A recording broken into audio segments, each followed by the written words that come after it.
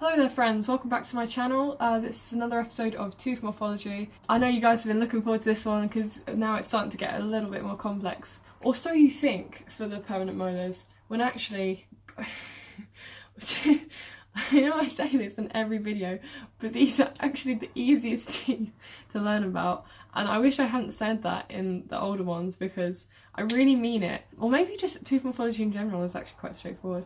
But anyway, what I've learned this week is that tooth waxing is not easy. You really need to understand the three-dimensional aspects of the teeth, and the videos I've been making recently, I haven't included 3D models as much as I should. I mean, I've integrated a few clips from Dundee University using their free online resources. You can go ahead and use if you haven't got this 3D model anymore. But while you guys have it, please make the most of looking at the teeth and kind of taking them in. So I'll be using this a lot in this video to help illustrate the points I'm making and hopefully make, just improve the quality of these videos. So yeah, let's jump right on into the video.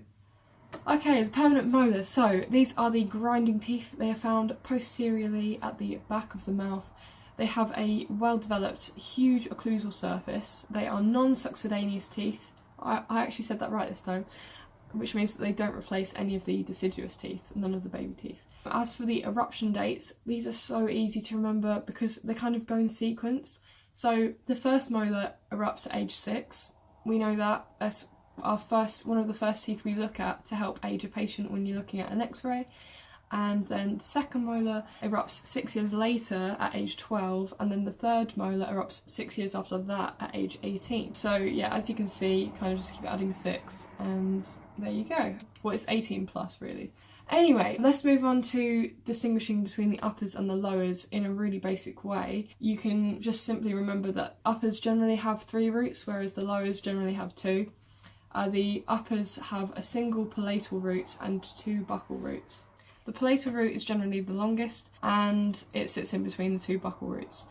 As for the shape, the occlusal outline of these teeth, the uppers have a rhomboidal shape, whereas the lowers have a rectangular or squarer shape, except for when you get to the final, the last permanent molar, the wisdom tooth, it tends to be triangular, and that's true for the upper wisdom teeth. Alright, so now that I've given you guys a little overview of the permanent molars, we can go straight on into the uppers specifically. So as I mentioned, the upper molars have a more rhomboidal shape, and this is more distinctive in the first rather than the second, and the third it kind of starts to decrease. It's kind of gone, you've lost that rhomboidal shape. There are 4 cusps.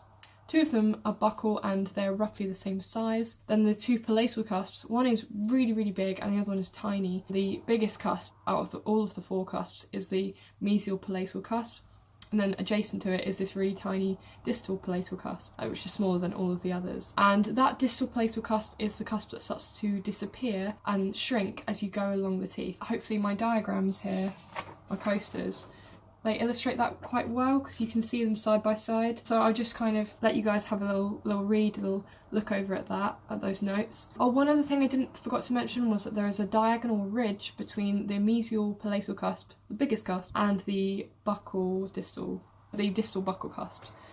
So there's just like a diagonal ridge, oblique ridge it's called, between these two cusps.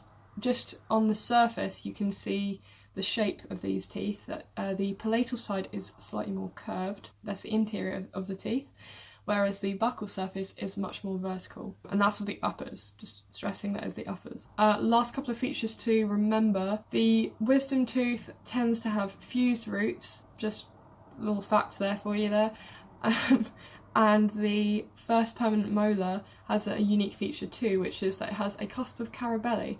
This is the 5th cusp on the tooth. It's kind of hidden away on the mesial surface, the mesial palatal surface, so you can't really see it very well, and not everybody has it, but a lot of people tend to. First described by Georg Carabelli, I think that's how you say his name, some Hungarian dentist in the 19th century, I think. He wrote about it in his oral anatomy textbook. Yeah, so it got named after him. Congrats, Georg. What a legend. And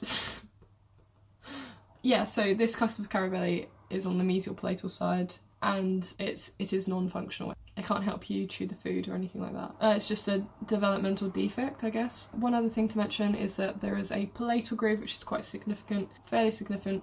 There are grooves on both sides. There's a buccal groove, which, you know, you can see that little indentation, and you can see a palatal groove, but the palatal groove extends from the palatal surface onto the occlusal surface, which you don't really see that much, and kind of goes into the oblique fissure, which leads onto the distal fossa. The fossa, you will see, are on either side of the oblique ridge. This is all like the occlusal view. It looks quite complex, but in reality it's not really. It's just four cusps and, you know, their arrangement. So once you kind of got your head around that, then this should be really easy to identify. Alright, I think that's about it for this episode. Thanks very much for watching. I'll be posting a part 2 really shortly. Hope you guys have had a great week. Subscribe if you're new, and I will see you guys in the next video. Goodbye.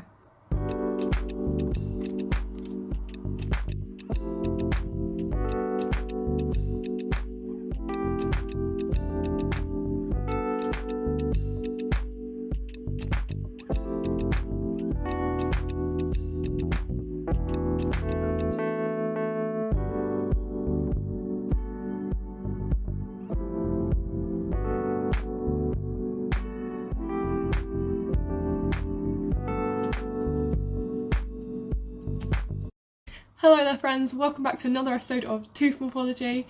I'm just getting my notes, 1 second. You know when you didn't realise that you hit record, but you hit record and now you're filming, and it's okay, it's all good, it's all fine. I hope you guys have been having a great week. I've been doing very well. Thank you very much for asking. And to be honest, it's actually been a fantastic week. What have I been up to? We had the t-shirt social on Tuesday. So I was with my bestie Ria, Natalie, Owen was there, Emily and Gareth hosted prees, and they were amazing. We had so much fun playing Ring of Fire. Wilfred, hey, if you watch this video, my man.